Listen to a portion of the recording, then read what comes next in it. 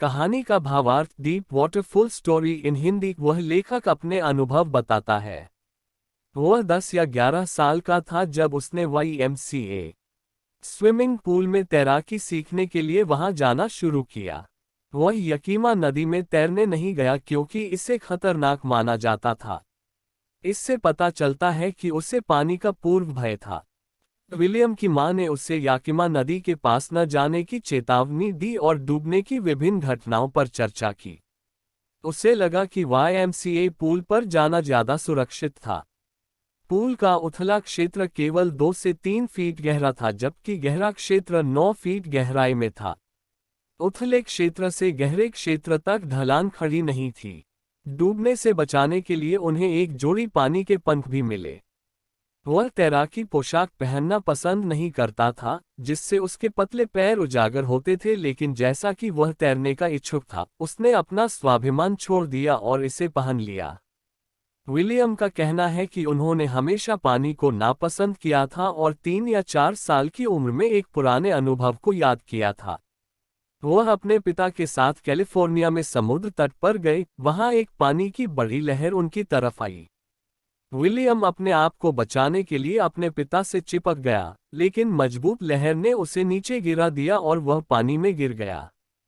वह डर गया क्योंकि वह सांस नहीं ले सकता था। उनके पिता हंसे और उन्हें सहज महसूस कराने की कोशिश की, लेकिन जब वह लहरें इतनी शक्तिशाली थीं, तब उन्हें एहसास हुआ कि छोटा बच्चा डर गया है। जब विलियम YMCA में स्विमिंग पूल में शामिल हुए तो उनके मन में पानी के डर का एहसास हुआ। उसने अन्य लड़कों को तैरते हुए देखकर आत्मविश्वास इकट्ठा किया और उनका अनुसरण करने की कोशिश की।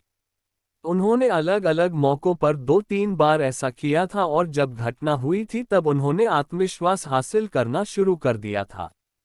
वह मौत से बच गया था।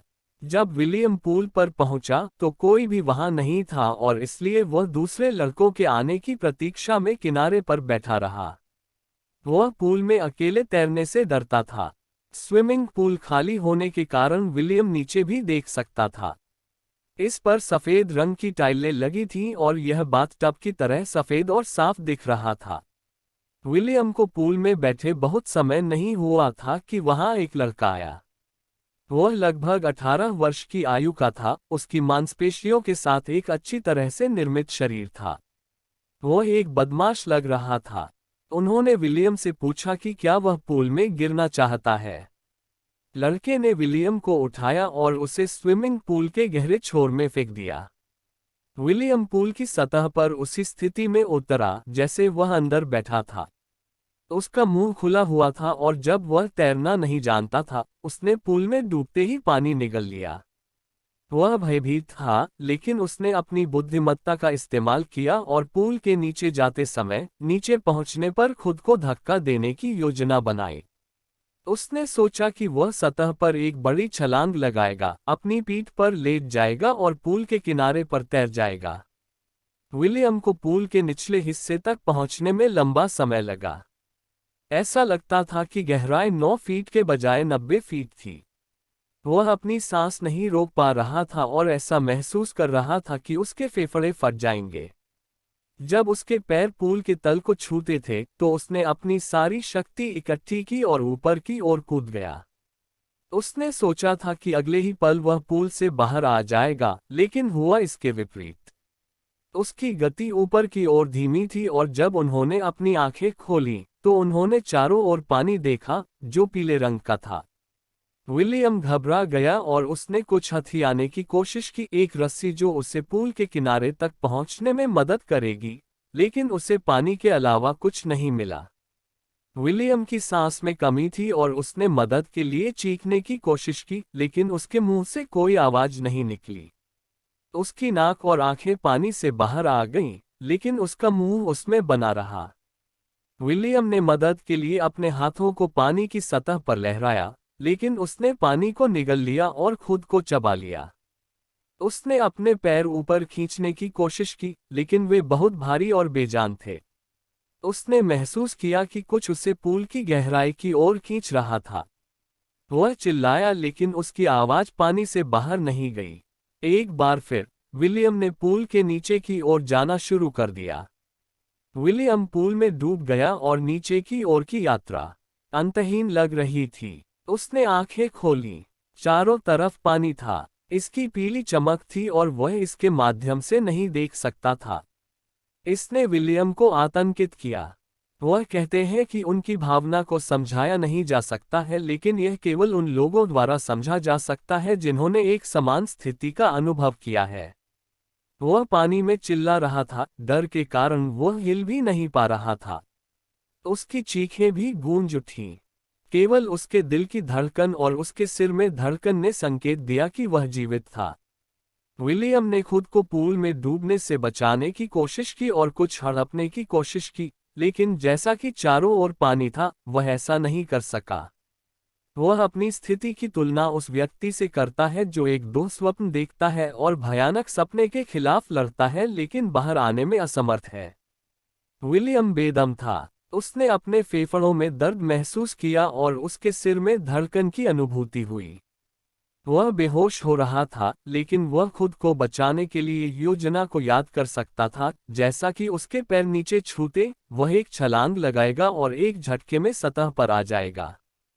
फिर वह अपनी पीठ पर लेट जाएगा, अपने अंगों के साथ स्ट्रोक मारेगा और सुरक्षा के लिए पूल के किनारे तक पहुंच जाएगा। आतंक के चरण के बीच विलियम ने इस योजना को याद किया कि उसे पूल के निचले हिस्से को छूते ही कूदना था। जैसा कि उन्होंने पूल के नीचे की टाइलों को महसूस किया, उनके पैरों ने उनके पास पूरी ताकत का इस्तेमाल किया और वे कूद गए। प्रयास व्यर्थ गया। वह अभी भी पानी में डूबा हुआ था। उसने मदद के लिए चारों ओर देखा, किसी भी रस्सी, सीढ़ी या पानी के पंख के लिए जिसकी मदद से वह खुद को बचा सकता था। वह केवल अपने चारों ओर पानी देख सकता था। यह ऐसा था जैसे पीले पानी के एक टुकड़े ने उसे पकड़ लिया था। आतंक बढ़ता गया। यह एक बिजली के झटके की तरह था जो पूरे शरीर में दौड़ता था। वह भय से कांप उठा। वह न तो अपने अंगों को हिला सकता था और न ही मदद के लिए पुकार सकता था। कुछ अजीब हुआ और विलियम ने प्रकाश देखा। उसकी आंखें पानी से बाहर आ गईं। उसकी नाक लगभग बाहर थी।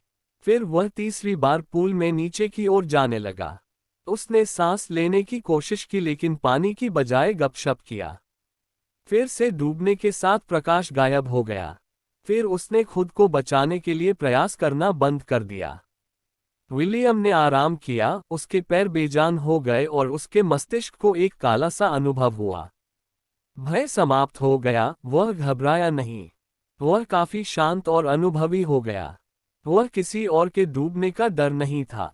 वह नींद महसूस करता था, कूदने के लिए थका हुआ था। उसे अपनी माँ की बाहों में ले जाने के लिए अच्छा लगा क्योंकि उसे नींद आ रही थी। मौत की ओर बढ़ते ही विलियम बेहोश हो गया। जब विलियम को होश आया तो वह अपने पेट के बल पूल के पास लेटा था और उल्टी कर रहा था। उसने किसी को उस लड़के को डांटते हुए सुना जिसने उसे पूल में धकेल दिया था। आवाज ने कहा कि विलियम लगभग मर गया था और लड़के ने जवाब दिया कि वह केवल उसके साथ मजाक कर रहा था। आवाज ने लड़के को विलियम को लॉकर रूम में ले जाने के लिए कहा। कई घंटों के बाद विलियम घर चला गया। वह कमजोर और कांपने लगा। बिस्तर पर लेटते ही वह रोता रहा। वह खाना नहीं खा पा रहा था। डर उसे कई दिनों तक सताता रहा। घटना ने उन्हें शारीरिक रूप से परेशान कर दिया। थोड़े से काम ने उसे महसूस करवाया कि उसके घुटने उसके वजन को सहन करने में असमर्थ थे। उसे उल्टी जैसा महसूस होता। विलियम पानी के डर से स्विमिंग पूल में नहीं गया। वह पानी से दूर रहा। कुछ वर्षों के बाद विलियम को एक झरने का पता चला और वह उसमें जाना चाहता था। जब भी वह टेटन, बम्पिंग नदी, बकरी चट्टानों की गर्म झील जैसी विभिन्न नदियों में तैरने के लिए गया, तो पानी का डर लौट आया। यह उसे पूरी तरह से पकड़ लेता है, उसके अंगों को निष्क्रिय कर देता है और उसका दिल पकड़ लेता है। विलियम ने डर को दूर करने की कोशिश की, लेकिन इससे छुटकारा पाने में असमर्थ था। अंत में अक्टूबर के महीने में उन्होंने उन्हें तैराकी सिखाने के लिए एक प्रशिक्षक नियुक्त किया। वह हर दिन 1 घंटे, सप्ताह में 5 दिन अभ्यास करेंगे। विलियम सीखने की प्रक्रिया का वर्णन करता है। प्रशिक्षक ने विलियम की कमर के चारों ओर एक बेल्ट लगाए। बेल्ट एक मोटी रस्सी से जुड़ी थी। रस्सी ओवरहेड चरखी के माध्यम से जुड़ी हुई थी और प्रशिक्षक द्वारा पकड़ी हुई थी। यह सुनिश्चित किया कि विलियम के डूबने की स्थिति में प्रशिक्षक उसे बाहर निकाल देगा। विलियम कई हफ्तों तक पूल की लंबाई में तैरता रहा। जब भी प्रशिक्षक ने रस्सी को ढीला किया, वह पानी में चला जाता और डर वापस आ जाता। यह उसके पैरों को बेजान कर देता था। यह 3 महीने के अभ्यास के बाद था कि विलियम सहज हो गया था। तब प्रशिक्षक ने उसे पानी में सांस लेना सिखाया। उन्होंने उसे अपना चेहरा पानी के नीचे रखना और अपनी सांस बाहर निकालना सिखाया। उसे पानी से बाहर निकलने और सांस लेने के लिए सिखाया गया था। विलियम ने कई बार अभ्यास किया। धीरे धीरे वह उस घबराहट से छुटकारा पा गया जो उसे पानी के नीचे अपना सिर डालते समय पकड़ लेती थी। सीखने की प्रक्रिया के तीसरे चरण में प्रशिक्षक ने विलियम को अपने पैरों से पानी की सतह को किक करना सिखाया। उन्होंने कई हफ्तों तक ऐसा किया। शुरू में उनके पैर नहीं चले, लेकिन धीरे धीरे उन्होंने आराम किया और आखिरकार विलियम उन्हें वांछित तरीके से किक करने का आदेश दे सकते थे। अंत में प्रशिक्षक ने चरणों में विलियम के बाहर एक तैराक बनाया। जब विलियम ने प्रत्येक चरण को पूरा किया तो उन्होंने उन्हें संकलित किया। अप्रैल के महीने में प्रशिक्षक ने विलियम से कहा कि अब वह तैर सकता है। उन्होंने उसे पूल में गोता लगाने और क्रॉल स्ट्रोक नामक एक विशेष शैली में पूल की लंबाई तैरने के लिए कहा। विलियम तैरा और कक्षाएं समाप्त हो गईं। विलियम ने अभी तक डर को दूर नहीं किया था और सोच रहा था कि अगर वह पानी में अकेला होगा तो आतंक उसे पकड़ लेगा। उसने पूल में अकेले तैरने की कोशिश की। आतंक छोटे चरणों में लौट आया, लेकिन अब जैसा कि वह तैरना जानता था, उसने आत्मविश्वास के साथ आतंक का सामना किया। उसने पूल की एक और बार तैरकर पार किया। विलियम इस तरह जुलाई के महीने तक तैरता रहा, लेकिन संतुष्ट नहीं था। वह सुनिश्चित होना चाहता था कि सभी डर उसे छोड़ गए थे। इसलिए वह न्यू हैम्पशायर के लेक वेंटवर्थ में गए। उन्होंने ट्रिग्स द्वीप से इसमें डुबकी लगाई और 2 मील तक स्टैम्पैक्ट द्वीप तक तैर गए। वह विभिन्न शैलियों में तैरता है: crawl, breast stroke, side stroke और बैक स्ट्रोक। जब वह झील के बीच में था तभी आतंक लौट आया। जब उसने पानी के नीचे अपना सिर डाला तो उसने चारों तरफ पानी देखा और डर लौट आया।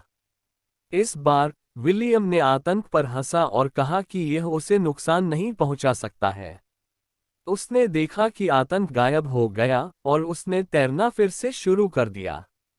विलियम को अभी भी डर के बारे में कुछ संदेह था, इसलिए उन्होंने पश्चिमी दिशा की ओर जल्दी से तैरना शुरू किया।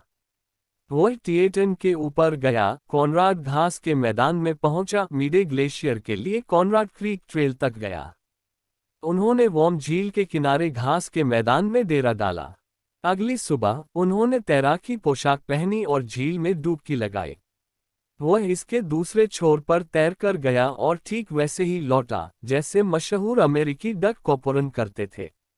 विलियम खुशी से चिल्लाया क्योंकि उसने अपना डर कर लिया था। उसने डर पर काबू पा लिया था। विलियम के जीवन में अनुभव का बहुत महत्व था। उन्होंने महसूस किया कि मृत्यु शांतिपूर्ण थी और केवल मृत्यु का भय था जो उन्हें भयभीत करता था। वह अमेरिका के राष्ट्रपतियों में से एक रूजवेल्ट के शब्दों को याद करता है। रूजवेल्ट ने कहा था कि हम सभी को केवल डर से डर लगता है। जैसा कि विलियम ने मृत्यु और मृत्यु के भय का अनुभव किया था, जीने की उनकी इच्छा बहुत बढ़ गई थी। वह डर से मुक्त हुआ और ट्रेल्स से चलने और पहाड़ों पर निडर होकर चढ़ने के लिए स्वतंत्र था। लेखक के बारे में about William C Douglas in Hindi. Douglas व्यक्तिगत अधिकारों के प्रमुख पैरोकार थे। वह संयुक्त राज्य अमेरिका के सर्वोच्च न्यायालय में एक न्यायाधीश थे। 1975 में 36 साल की अवधि के साथ सेवानिवृत्त हुए और अदालत के इतिहास में सबसे लंबे समय तक न्याय करने वाले न्यायाधीश बने रहे। निम्नलिखित अंश विलियम ओ डगलस द्वारा मेन एंड माउंटेन्स से लिए गए हैं।